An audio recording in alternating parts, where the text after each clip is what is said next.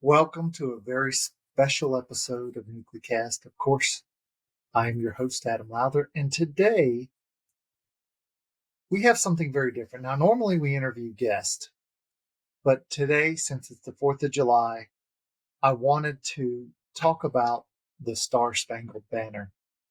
Now, you may not know, but the Star-Spangled Banner was adopted on March 3rd, 1931 by U.S. President Herbert Hoover as the national anthem. So it hasn't, it's been around longer than that. It was originally written, of course, by Francis Scott Key on September 14th, 1814, when he observed the battle or the defense of Fort McHenry near Baltimore while he was being detained on a British ship, which, of course, is what inspired him to write this during the War of 1812. Now, he originally wrote it as a poem. It wasn't originally written as a song.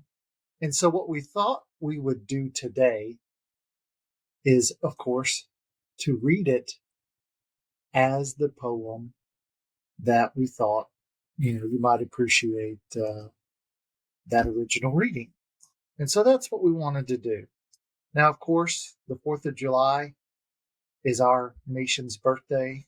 And for those of us at NucleCast, myself and Kim and all of our guests, we all love this country and think clearly that it's the greatest country in the world and perhaps the greatest country that has ever been. Ronald Reagan once said that America is a shining city upon a hill, the New Jerusalem. It was a beacon of freedom.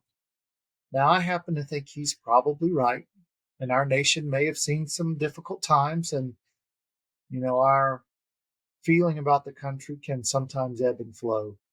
But the reality is that our nation is truly a great nation.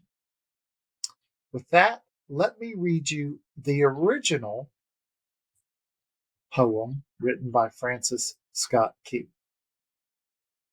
Oh, say can you see by the dawn's early light what so proudly we hailed at the twilight's last gleaming, whose broad stripes and bright stars through the perilous fight, o'er the ramparts we watched were so gallantly streaming.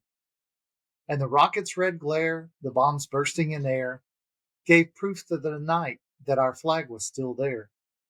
Oh, say does that star-spangled banner yet wave o'er the land of the free and the home of the brave? On the shore dimly seen through the mist of the deep, where the foe's haughty host in dread silence repose. What is that which the breeze o'er the towering steep, as it fitfully blows, half conceals, half disclose? Now it catches the gleam of the morning's first beam, in full glory reflected, now shines in the stream. 'Tis the star-spangled banner, oh long may it wave, o'er the land of the free and the home of the brave. And where is that band who so vauntingly swore that the havoc of war and the battle's confusion, a home and a country, should leave us no more?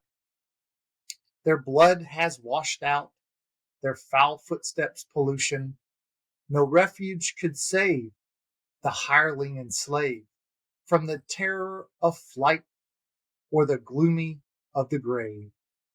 And the star-spangled banner in triumph doth wave o'er the land of the free and the home of the brave. Oh, thus be it ever when freemen shall stand between their loved home and their desolation. Blessed with victory and peace may the heaven in rescued land praise the power that hath made and preserved us a nation. Then conquer we must when our cause it is just, and this be our motto, in God is our trust. And the star-spangled banner in triumph shall wave o'er the land of the free and the home of the brave. We want to wish you a happy 4th of July, and we want to wish a happy birthday to this great nation. Thanks for listening to NucleCast. This has been a production of the ANWA Deterrence Center. Our executive producer is Kimberly Charrington, and this episode has been engineered and mixed by David Krumthal. Follow the show on LinkedIn, Facebook, and Twitter at Nucleacast. Listen, follow, and review the show on Spotify, Apple Podcasts, Amazon Music, or wherever you listen to your favorite podcasts.